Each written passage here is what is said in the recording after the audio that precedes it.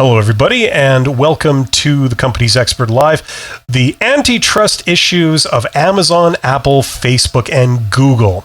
I find it's quite interesting because here's an article that appeared in CNET not too long ago, February 5th, 2021, called Microsoft Chiefs Say That Big Tech Antitrust Issues Can Be Solved with Laws, Not Lawsuits. So laws are going to save us, according to this. Now, this topic is tremendously interesting and tremendously complicated, and that is antitrust and how it applies to technology.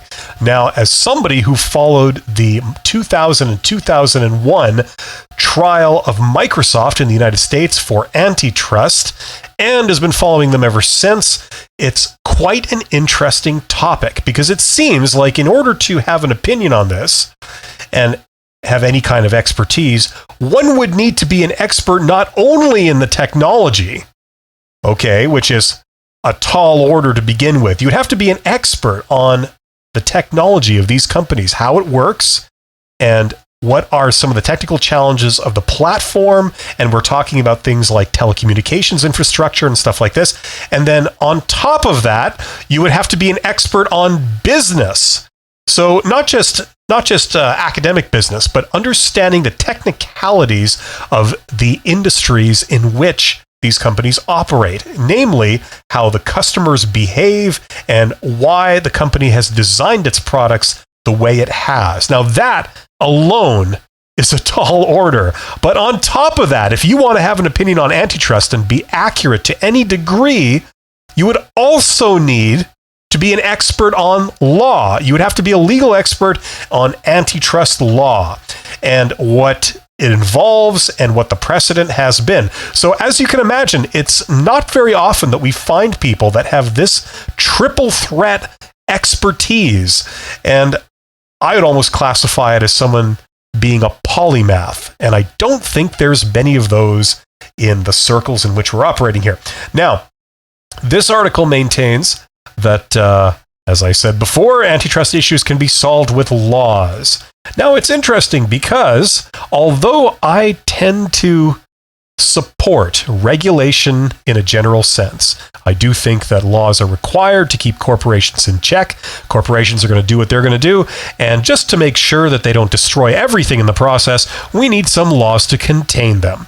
However, in the 2000-2001 antitrust trial of Microsoft, and being able to look back at it with a measure of hindsight, it seemed that they originally arrived at the wrong conclusion. They basically said that Microsoft was a monopoly and they needed to be broken up. That was later reversed on appeal. But the definition that's interesting, the definition was that a monopoly, as they defined it, was a company that has an enormously large market share. So if you have 90+% of the market, as Microsoft did in the browser market and also the operating system market, you could define them as a monopoly.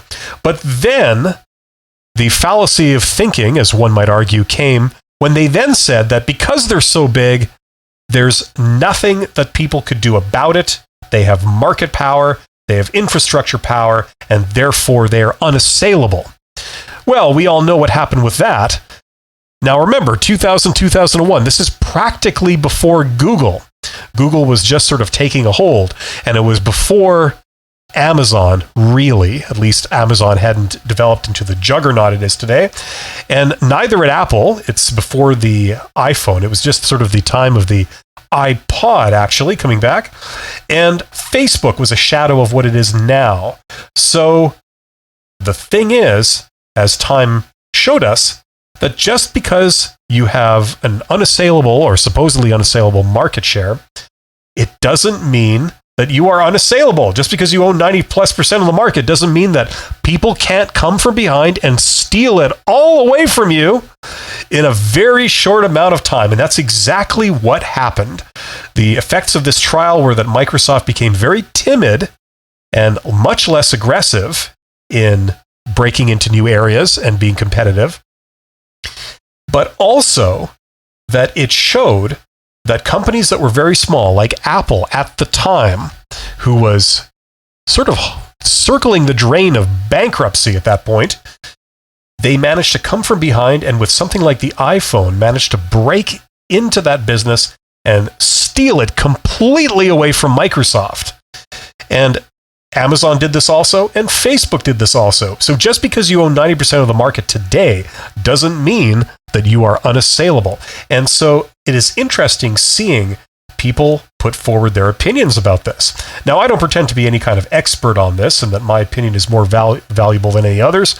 However, it does tend to frame this problem very well. It's a very complex issue, and we're going to see what's going to happen with this in the future. If this does go to trial for those 4 companies, I'd actually be surprised if it did, but you never know. The demon is looming for doing this. So it'll be interesting to see what happens with this, and I'm looking forward to anybody who has any comments on antitrust in the current time with these 4 companies, Amazon, Apple, Facebook, and Google. If you think that they are a monopoly and should be broken up, let me know. If you think that laws are going to save us and keep these companies in check without any other interference from the government, let me know. If you feel that these companies should be left alone and let a free open market determine what happens, let me know in the comments. Thank you very much for your attention, and I will see you on the next video. Take care.